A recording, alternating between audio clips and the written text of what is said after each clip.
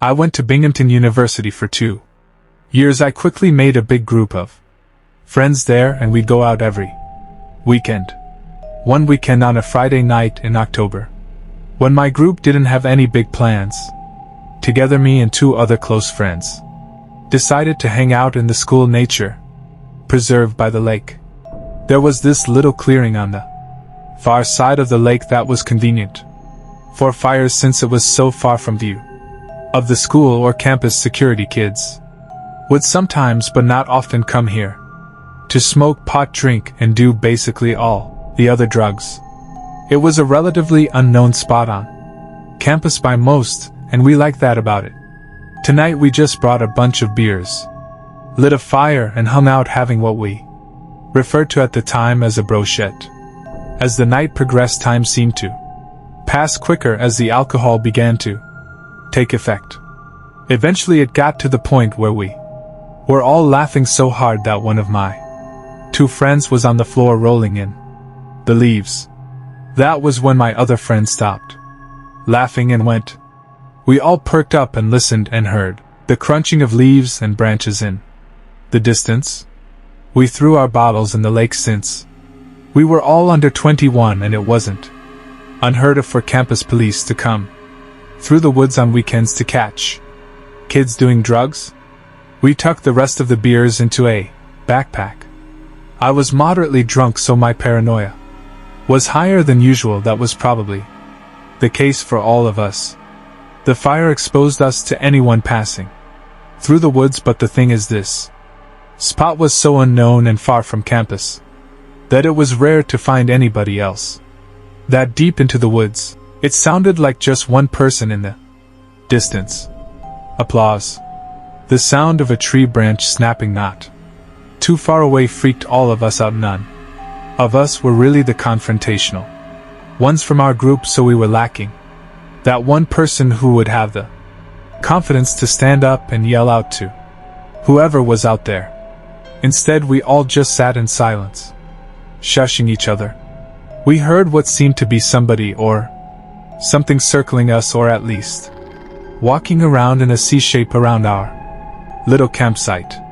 It literally started to feel like we were in the movie The Blair Witch Project, because these sounds in the near distance, like cracking tree branches and leaves crunching on the ground, kept echoing over to our campsite. We laughed about it at first, but I personally soon became terrified of who or what it could be. Out of the blue, a huge thud made all 3 of us jump. At first I didn't understand, even though I saw what caused the sound. It took me a few seconds to digest the fact that a branch had been thrown into the center of our little fireside. One of my 2 friends took off running, while my other friend and I sat behind, looking at each other, half laughing, half concerned. I feel like we didn't know yet if this was some kind of joke or not. Then my friend let out a scream of pain as he was struck in the face by another tree branch. I grabbed the backpack, helped my friend up off the floor, and we hauled us back in the direction of our dorm. When we made it to the road separating the nature preserve from our dorm, we stopped to catch our breath. But whoever was out there proved to be following us. When we heard footsteps coming closer to the road, we continued to run back to the dorm, and when we got back to our floor, we found our other friend in his room already.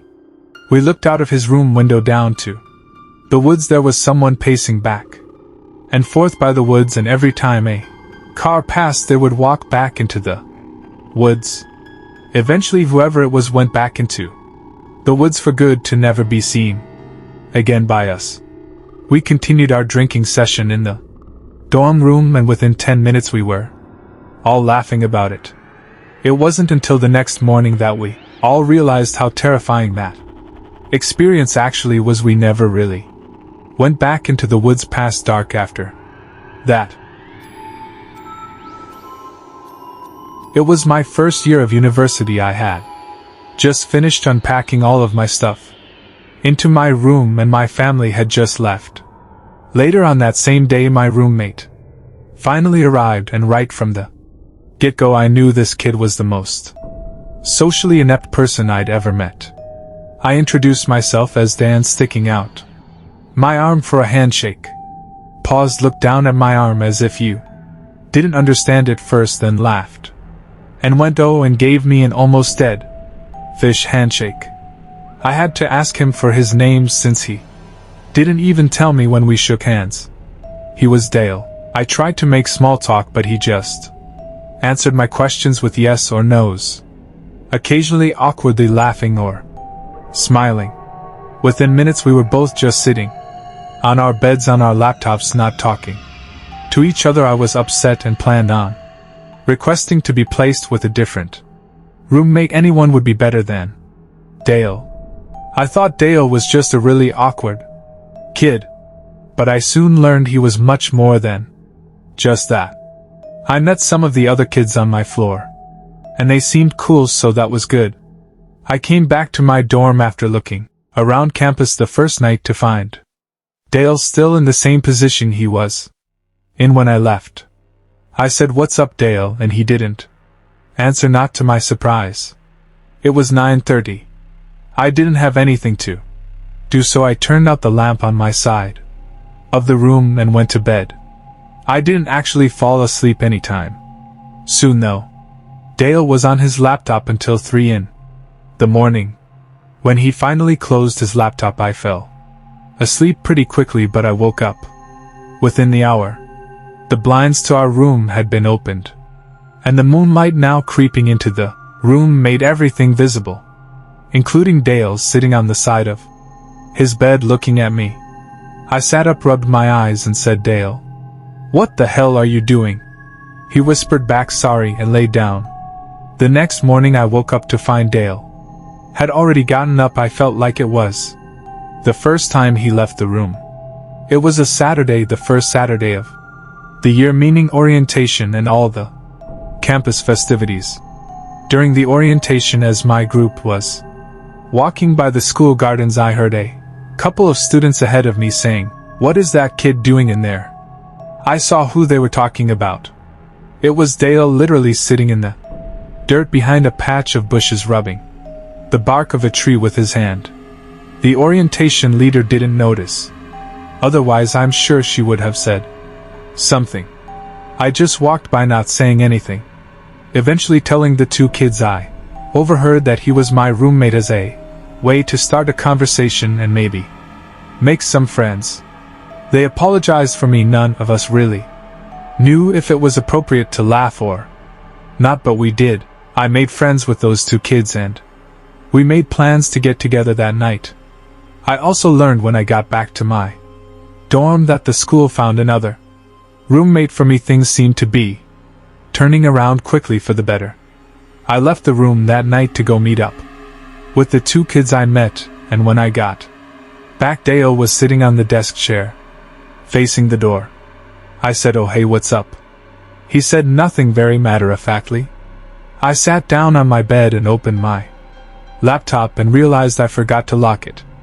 I also realized that all of my emails had been open emails I was pretty sure I didn't even read, and a bunch of folders of mine had been opened. They all must have snooped through my laptop. When I asked him if he did, he responded, "No," very loudly, half a second after I even finished my question. I could read him like a book. This creepy kid was literally going through my computer when I was out. I knew he did it, but I didn't pursue it. I was ready to go to bed, so as I went into my bed to look for my pajamas, I felt like my clothing had all been moved around as well. I knew I'd be out of there forever by tomorrow, so I didn't say anything. I woke up in the middle of the night to the sound of a zipper. I sat up and saw Dale on the grounds, going through my bag. I turned the lamp on this time, confronting him about it. He played dumb, saying, "I think you have my toothbrush by mistake."